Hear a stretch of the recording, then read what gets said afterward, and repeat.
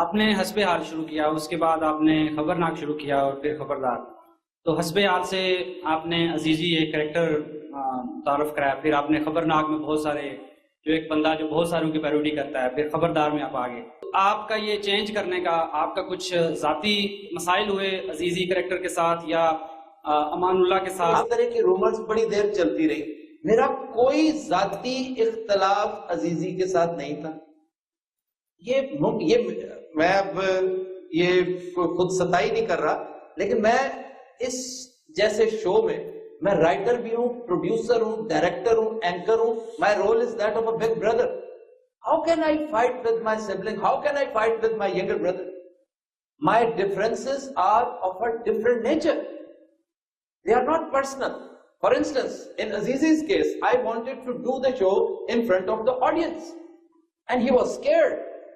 He said, no, I will not, because you cannot create comedy in front of the audience and this kind of audience. Whereas my experience, 23 years of filmmaking, 23 years of documentary films, drama making, I was so sure that I can do it.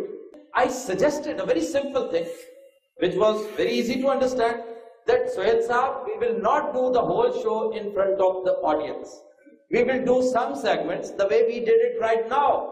See how we involved the audience? Audience was fully involved. The rest of the comedy will be done in camera, not in front of the camera only, in camera, in a very controlled atmosphere where there will be no interruption, nobody will be looking at us.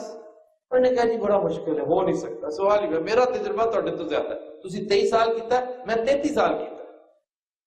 I said, okay then, مجھے کر لینے دو تجربہ. Then I thought کہ میں وہاں نہیں کر سکتا. I switched over because of this. This is not personal. I still respect him, I still like him. He still is a remarkable comedian. A remarkable comedian. Aman Ullah کے بارے میں اب بھی میں سمجھتا ہوں کہ اس جیسا stand up artist south Asia میں ابھی پیدا نہیں ہوتا. پورے south Asia, not only Pakistan. میرا اس کے ساتھ پیار کا، محبت کا تعلق ان لوگوں سے پوچھ لیجئے جو تھیٹر میں روز اس سے ملتے ہیں. وہ پہلا سوال میرے بارے میں کرتے ہیں، پہلا سوال.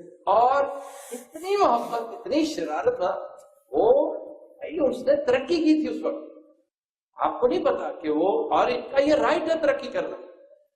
اگر یہ 2-3 لاکھ روپے میں اپنی جان گنوایا کرتے تھے، آج 20 لاکھ لے رہے ہیں نا، تو یہ شان شان ہے.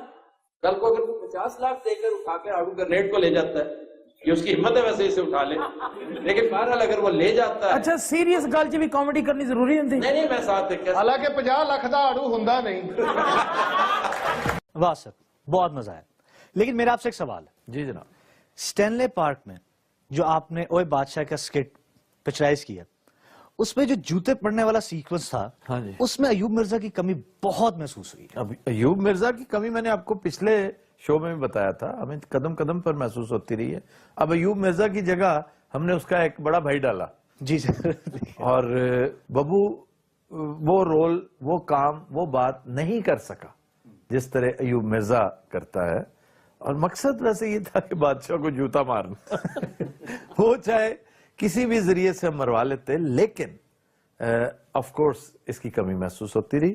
And that was a compromise. Next time انشاءاللہ تعالی آئی ول میک شیور کہ ہمیں کوئی کمپرومائز نہ کرنا پڑے. اچھا تو ایوب مرزا صرف ایسے سینہ سے یاد رہتا ہے؟ نو نو نو نو. ایوب مرزا کی جو بیسٹ پرفارمنس اگر آپ مجھ سے پوچھیں تو ایک تو اس کے دوڑے، اس کی گائکی، پھر جو ہمارا یہ اسمبلی کیفیٹیریا ہے اس کا ویٹر، سبحان اللہ. چٹا چولا سیوے درزی نہیں بلیندا ڈھولے دی مرضی. اچھا آہستہ گا، ڈفی کھلا آئی.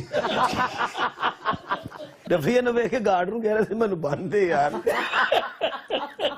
چٹا چولا آیا باہروں روندے آئی آئے ڈھولے دے شاروں. چٹا چولا آیا باہروں روندے آئی آئے ڈھولے دے شاروں. چٹا چولا سیوے درزی نہیں بلیندا ڈھولے دی مرضی. اچھا مجھے اس پر بے ساختہ ناصر چنیوٹی یاد آنے لگا کہ ڈونلڈ ٹرمپ کی شکل میں وہ کیا کیا کر رہا ہے. ڈونلڈ ٹرمپ امریکیوں کی سزا ہے اور میں سمجھتا ہوں ناصر چنوٹی ڈونلڈ ٹرمپ کی سزا ہے.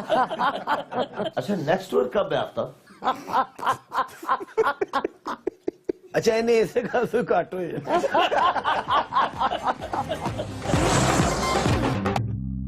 Welcome back.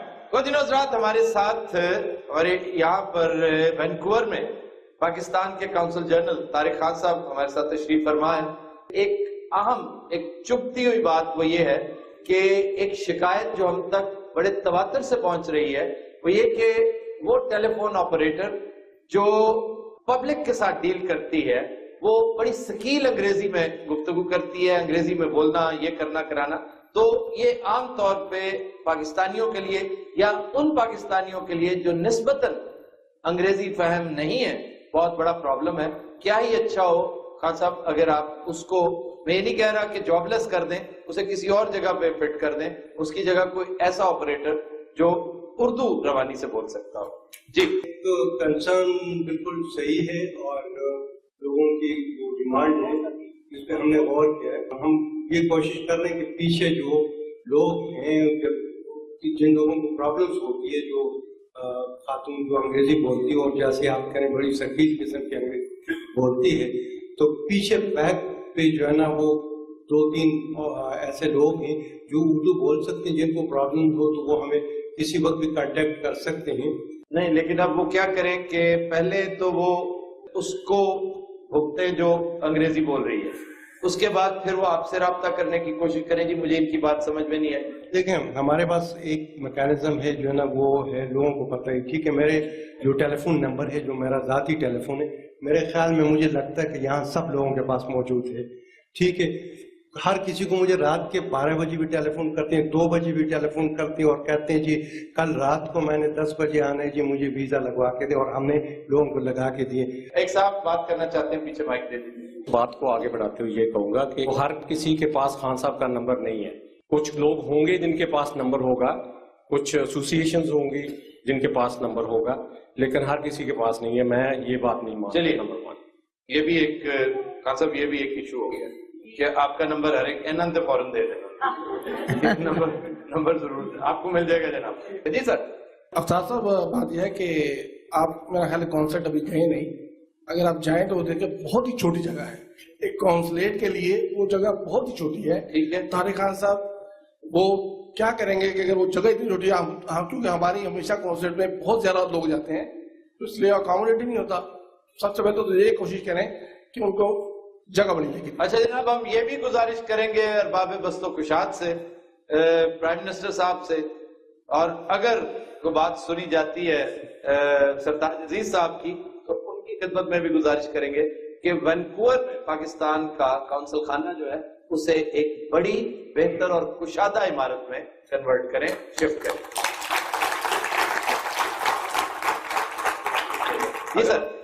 سیاسی کوشچن کا نہیں سر, نہیں, مطلب آپ کے پروگرام سے ریلیٹڈ جو بات آپ نے کی ہوئی ہے اس سے متعلق. جی وہ میں سیاسی اتنی باتیں کر سکتا ہوں, اتنی باتیں طارق خان صاحب کو پتا ہے کہ میری تو باقاعدہ زبان بندی یہاں پہ کروانے کی کوشش کی گئی تھی کہ بہت سو کو ناگوار گزریں گی وہ ساری باتیں, تو بہتر ہے کہ وہ باتیں نہ کروائیں مجھ سے.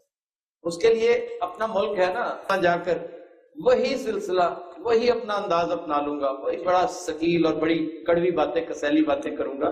اس لیے کہ یہاں دیار غیر میں آ کر, کیونکہ میں نے سیاست میں جو بات بھی کروں گا وہ اس قدر گمبھیر ہوگی, اس قدر پیسمسٹک ہوگی کہ برا لگے گا, بلکہ سٹنکی بات ہوگی, کیونکہ میں کسی سے خوش نہیں, اپنے ملک کے کسی ایک سیاستدان سے, کسی ایک پولیٹیکل ایکٹر, ایک سٹیک ہولڈر سے بھی خوش نہیں.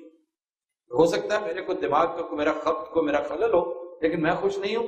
لیکن کیا ضروری ہے کہ ہم یہ باتیں یہاں بیٹھ کے کریں؟ اس کے لیے میرا شو, میرا کالم موجود ہے. ادھر مائک بھیج دیجیے. ایک سوال ہے آپ کے پروگرام سے سر